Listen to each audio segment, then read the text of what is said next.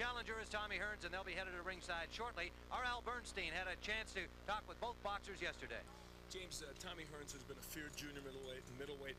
His reputation may have been tarnished just a bit with that loss to marvelous Marvin Hagler. Did it change your perception or your view of Hearns when he lost that fight? No, because I still look at Hearns as being the same fighter. He's a swell puncher and a swell boxer, and I believe he's a true champion. But I also believe myself that I'm a true champion. I've been a champion now for some time, and I will let nothing stand in my way of getting what I want tomorrow.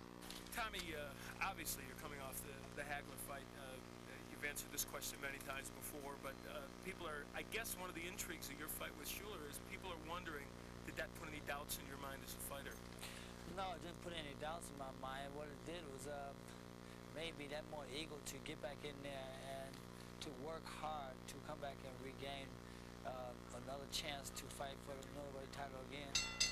Ladies and gentlemen, representing the North American Boxing Federation at ringside, the president of that organization and a member of the Nevada State Athletic Commission, Mr. Sammy Macias. Your referee is Richard Steele.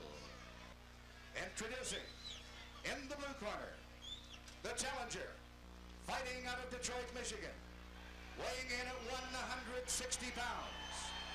His professional record consists of 40 wins, 2 defeats, with 34 KOs. He is the WBA Super Welterweight Champion of the World, Thomas the Hitman Hearns.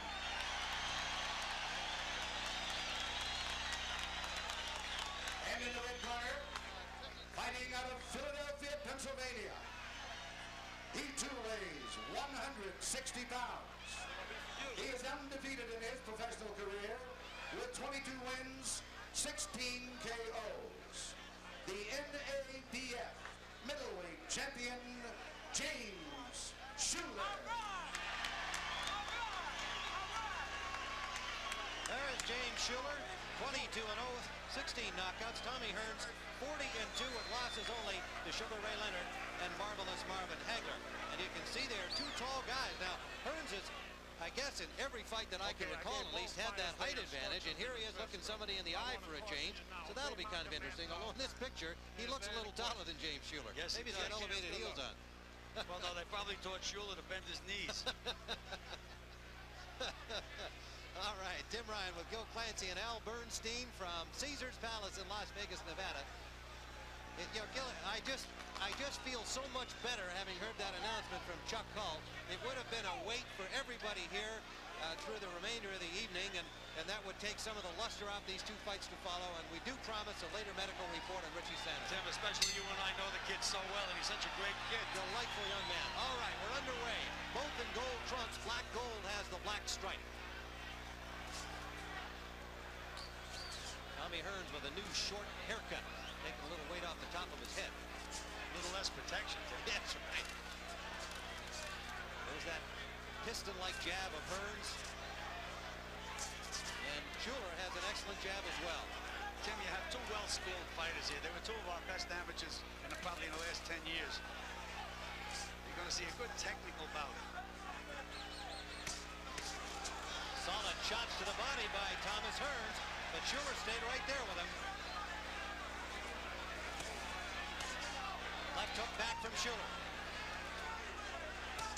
Another ripping left hook to the body. And a right. That moved Shuler backwards. A straight right by Hearns. Not only moved him backwards, Tim, but wobbled him, and down he goes. Another one. A right hand by Hearns.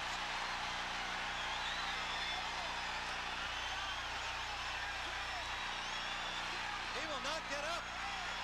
Well, now we know that Tommy Hearns can hit middleweights and knock them out. And boy, did he knock them out. Tommy Hearns in the first round.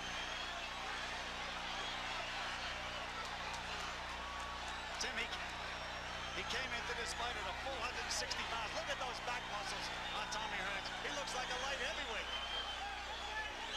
Thomas Hearns at 113 of the first round with a knockout of James Black Gold Shuler. Now let's go back and see the knockout. There's the right hand. That hurt him. There's the left of the body. He was already wobbling, as you pointed out, Gil. And there's that overhand right. Little short chopping shot, but perfectly aimed. and delivered. Tim, right on the button. Watch where this right hand lands. Right on the button. That says lights out, Ryan. Ladies and gentlemen, the time.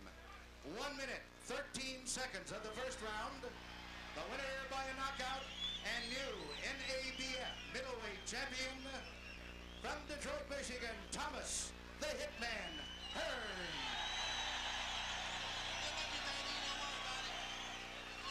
Tommy Hearns, and he's in the ring now with our Al Bernstein. You came out throwing left hooks to the body. Was that designed to get his hands even lower?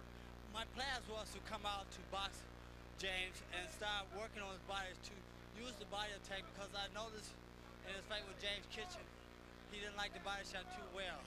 So my strategy was to box him and use the body shots too. But here I felt great. My legs were very strong, and I felt that I was able to execute at any time. I felt like it.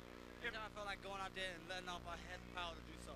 Congratulations to Thomas Hearns. Let's go back to Gil and Tim at ringside. All right, Al. We're told that Al Bernstein is standing by with a guest over in our celebrity section. Yes, indeed. Tom Selleck is here with me, and Tom had a problem. He's got a cup of coffee with him. He went to get that cup of coffee, and what happened, Tom? Well, the fight happened. Yeah, right. I was about 10 seconds from turning the corner to get back in, and I heard a yell, and I looked around the corner, and Hearns had his hands up like this, and I guess he won. Is that what happened? Yeah, I can tell you it was the right hand that sent him down. Ladies and gentlemen. In there. Just spit it right in there. Don't worry about it. Drop your hands, be sharp, change your angle. Give him that, hey, hey, come on. And snap your punch. So you saw the